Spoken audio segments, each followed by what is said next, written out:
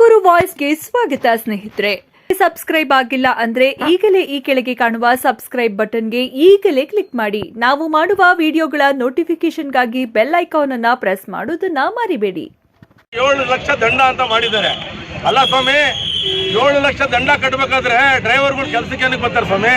10 ವರ್ಷ ನೀವು ಸಜೆ ಅಂತ ಹೇಳಿದ್ರೆ ಆಕ್ಸಿಡೆಂಟ್ ಆಗೋದು ಆಕಸ್ಮಿಕ, ಕೆಲವೇ ಸೆಕೆಂಡ್ಗಳಲ್ಲಿ ಕೆಲವೇ ನಿಮಿಷದಲ್ಲಿ ಆಕ್ಸಿಡೆಂಟ್ ಆಗೋದು, ಯಾರಿಗೂ ಗೊತ್ತಿರಲ್ಲ ಆಕ್ಸಿಡೆಂಟ್ ಆಗುತ್ತೆ ಅಂತ. ಅದನ್ನ ನೀವು ಲೋಕಸಭೆಯಲ್ಲಿ ಹೊಸದಾಗಿ ಕಾನೂನು ಮಾಡಿಬಿಟ್ರೆ ಡ್ರೈವರ್ ಹೆಂಡತಿ ಮಕ್ಕಳಿಗೆ ಯಾರಾಗ್ತಾರೆ ಸ್ವಾಮಿ?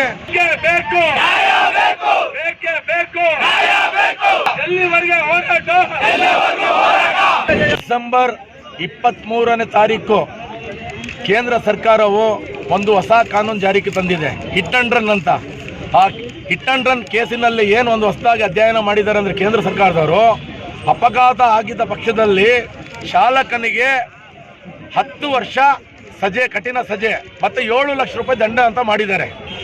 ಇದಕ್ಕೆ 106 ಅಂತ ಹೊಸದಾಗಿ ಕಾನೂನಿಗೆ ಒಂದು ಹೆಸರು ಕೊಟ್ಟು ಎಲ್ಲ ಲಾರಿ ಚಾಲಕರುಗಳಿಗೆ ಅಂತ ಬರಲ್ಲ. ಇದು ಆಟೋ ಓಡಿಸೋದ್ರು ಬರ್ತದೆ, ಮ್ಯಾಕ್ಸಿಕಾ ಓಡಿಸೋದು ಬರ್ತದೆ, ತಾವು ಪತ್ರಿಕಾ ಮಾಧ್ಯಮದವರು ಸ್ಕೂಟರ್ ಓಡಿಸ್ಕೊಂಡು ಆಕ್ಸಿಡೆಂಟ್ ಮಾಡೋದು ನಿಮಗೂ ಅನ್ವಯಿಸ್ತದೆ. ಇದು ರಿಯಲ್ ಯಾರಿಗಿರುತ್ತೆ ಎಲ್ಲರಿಗೂ. ಆದ್ರಿಂದ ಈ ಕಾನೂನು ವಿರುದ್ಧವಾಗಿ ನಾವು ದೇಶಾದ್ಯಂತ ಸುಮಾರು 15 ದಿವಸದಿಂದ ಪ್ರತಿಭಟನೆಗಳು ನಡೀತಾ ಇದ್ದಾವೆ.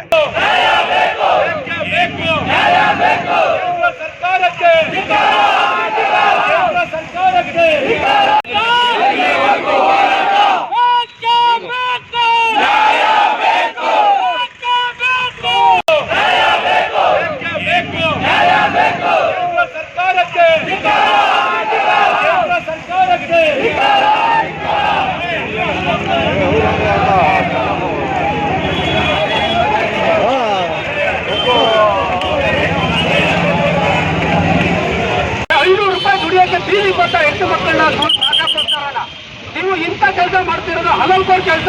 ದುಡ್ಡಿಲ್ಲ ಅಂತಂದ್ರೆ ಚಾಲಕರು ನಿಂತಾಗ ಹಾಕ್ಬಿಡ್ರಿ, ಮನೆಗೆಲ್ಲ ಕೊಡ್ರಿ ಅಂತ ಅನೌನ್ಸ್ ಮಾಡ್ರಿ ಅಲ್ವಾ. ಅದ್ ಬಿಟ್ಬಿಟ್ಟು ಇಂಥ ಕೆಲಸ ಮಾಡಕ್ ಹೋಗ್ಬೇಡ್ರಿ. ಎಲ್ಲರ ತಪ್ಪರೆ ಸರ್ಕಾರದಿಂದ ಪರಿಹಾರ ಕೊಡ್ಬೇಕೆ ಬಿಟ್ರೆ ದಂಡ ಕಟ್ಟಿ ಅಂದ್ರೆ ಯಾರು ಹೊಲ ಮನ ಹಾಳು ಮಾಡಿ ದುಡ್ಡು. ನಾವು ಕೇಂದ್ರ ಸರ್ಕಾರ ಹೊಸದಾಗಿ 106/102 ಕಾನೂನು ವಿರುದ್ಧವಾಗಿ ಲಾರಿ ಮಾಲಕರ ಚಾಲಕರು, ಲಾರಿ ಓನರ್ಗಳು, ಮಿನಿ ಲಾರಿ ಓನರು, ಎಲ್ಲ ಲೈಸೆನ್ಸ್ ಹೋಲ್ಡರ್ಗಳು, ಡ್ರೈವರ್ಸು, ಯೂನಿಯನ್ನವರು ಎಲ್ಲರೂ ಸೇರಿ ಮನವಿ ಕೊಟ್ಟಿದೆ.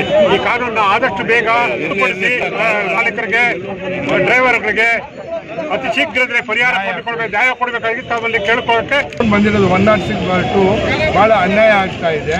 ನಾವು ಲಾರಿ ಓನರ್ಗಳು ಒಂದು ಇನ್ಶೂರೆನ್ಸ್ ಕಟ್ತೀವಿ, ಇನ್ಶೂರೆನ್ಸ್ ಅಲ್ಲಿ ಕ್ಲೇಮ್ ಮಾಡ್ಕೊಂತಿದ್ರು. ಈಗ ಅನ್ಯಾಯವಾಗಿ 7 ಲಕ್ಷ ದಂಡ, 10 ವರ್ಷ ಜೈಲು ಅಂದ್ರೆ ಅನ್ಯಾಯ ಆಗ್ತಿದೆ. ದಯವಿಟ್ಟು ಈ ಕಾನೂನು ರದ್ದುಪಡಿಸಿ ಸರ್. ಮುಂದಿನ ದಿನಗಳಲ್ಲಿ ಇನ್ನೂ ಹೆಚ್ಚಿನ ಸಂಖ್ಯೆಯಲ್ಲಿ ಚಾಲಕರುಗಳು ಸೇರ್ತಾ ಇದ್ದಾರೆ, ಇನ್ನೂ ಹೆಚ್ಚಿನಾಗಿ ಇದು ಪ್ರತಿಭಟನೆ ಮಾಡ್ತಾ ಇದ್ದಾರೆ.